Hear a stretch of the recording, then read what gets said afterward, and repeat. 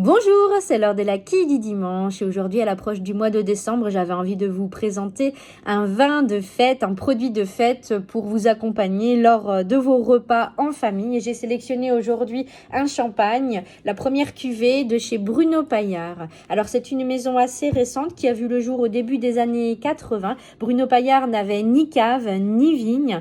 Il a donc loué une cave, il a acheté des raisins les premières années pour pouvoir produire ses premiers champagnes. Et c'est en 1994 qu'il a pu acheter ses premières parcelles de vignes.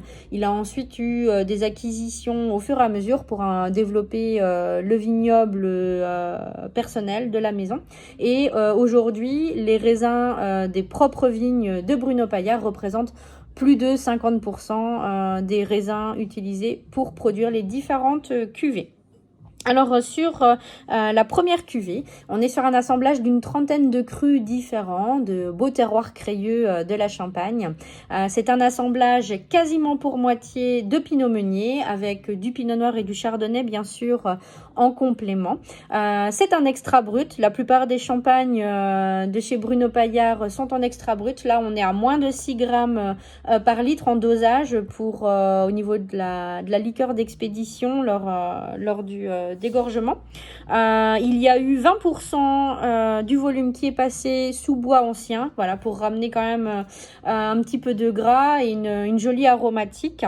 Le vieillissement sur latte s'est fait sur 3 ans sur cette cuvée. Sur d'autres cuvées de la maison, ça va parfois beaucoup plus loin. Donc en moyenne, la tente sur latte se fait entre 2 et 5 fois plus longtemps chez Bruno Paillard que dans la réglementation, dans ce qui est demandé.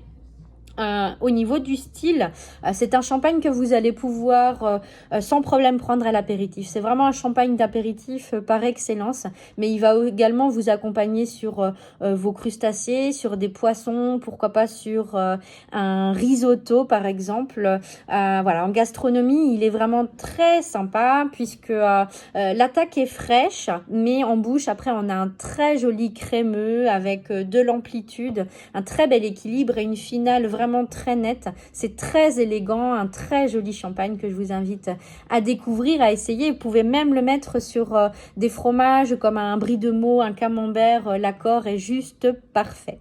Voilà, la boutique est ouverte ce matin jusqu'à 12h30 comme d'habitude. Je vous souhaite une très belle journée et je vous dis à bientôt.